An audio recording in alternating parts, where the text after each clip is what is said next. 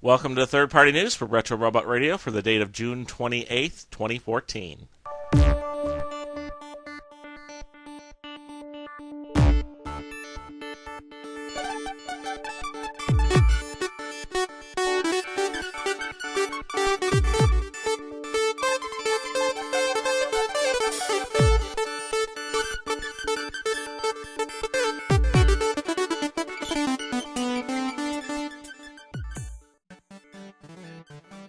Some artwork from BMOG Toys that was displayed at Botcon 2014 has come online recently. These include a picture of the chain-build Splatterpuss figure that will be coming out in Wave 2. He will be partnered with Featherblight. Also, we have seen artwork of Hair Razor Rabbit and Splashpoint, the pistol, which will be part of Wave 3. Also, artwork that I'm told is the princess who used the World Seed to bring the BMOG characters to life was seen at BotCon 2014. One of the most surprising reveals is artwork of an upcoming figure. I'm assuming he'll be part of the third wave, partnered with the Non-Dino Squad, of a figure called 8-Bot/Retroid. From the way I'm reading these diagrams, it would appear that the figure has parts that can be assembled in two different forms. One would be 8-Bot and the other one Retroid. So depending on which pieces you use as the head, the legs, the arms, the bodies, you can come up with two different robots. The parts themselves seem to be inspired by old video game systems and Lego blocks. For instance, the treads also can be used as chainsaws. What looks like the body of one robot is the head of the other robot. So I'm interested to see how this is going to look assembled. We've also seen the first in-hand images of TF Expo's exclusive Carburetor and Chopor, who are light green versions of the bear and manta molds.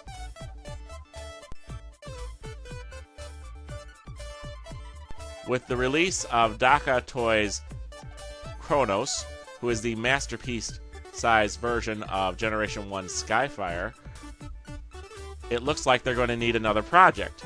And they got a teaser for us. 3 different renders of heads have shown up online. These heads look to be the Constructicons Scrapper and Hook, as well as a Orion Pax head. So we'll see what those turn out to be hopefully soon. Masterpiece Devastator? Why not? DMY Toys have shown off the first prototype images of their Pharaonic Kit upgrade for the Voyager Transformers Prime Megatron figure.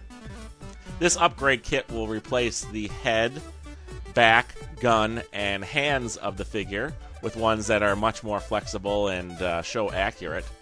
The hands will have wrist swivels. The gun will do both cannon and sword duty and looks just like the animation model. And the head is a lot more detailed. Also, the back of the figure will be a lot better off, able to hold a sword or things like that. Much better than the normal version of the figure. Dr. Wu has been added again with his show-accurate swords. This time he has the Dr. Wu DP M01 Cavalier Sword, which is based on Age of Extinction Optimus Prime's sword. If you like movie toys, this is one of the best swords I've ever seen. If you don't like movie toys, then you have good taste.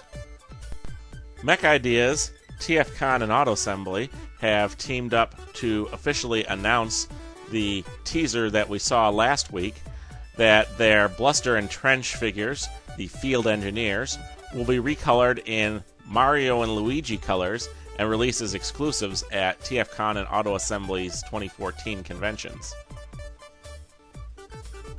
There's been no official confirmation yet if Mastermind Creations will be making their own Princess Toadstool version of Azalea. But we can dream.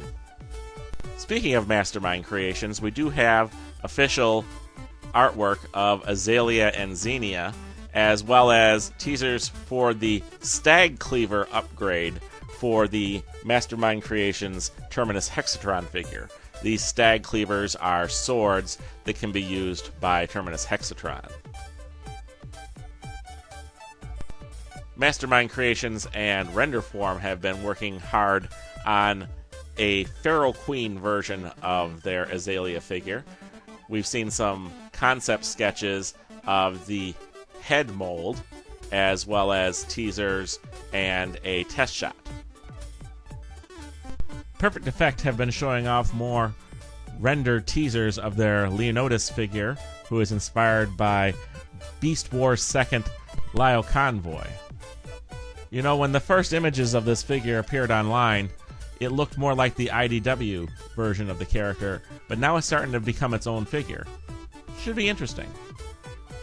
Unique Toys caused a bit of a stir online recently with the announcement of a recolor of their Mania King figure. This one will be in more Generation 1 TV show accurate colors of purple with a orange barrel on the gun.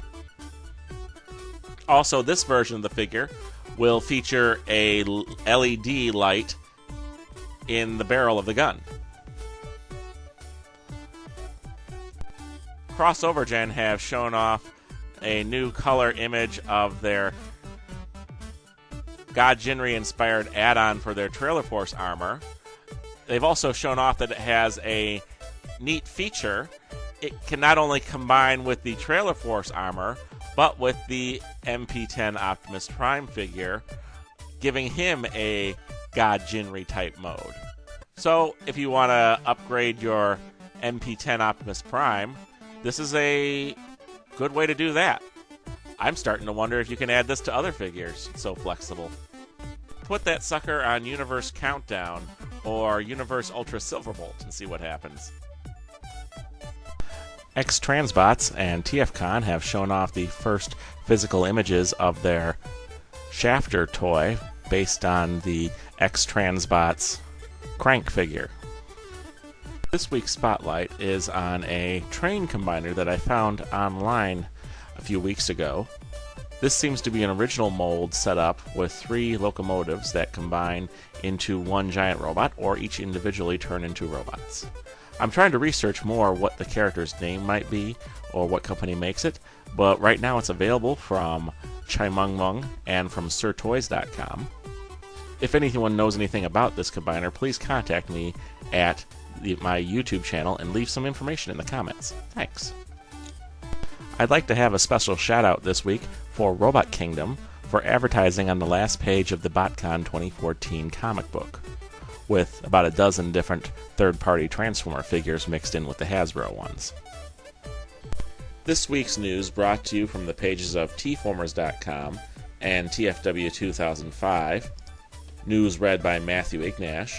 Be sure to check out our YouTube page at Retro Robot Radio and leave a comment. And check out the third-party TF Crashers on Facebook.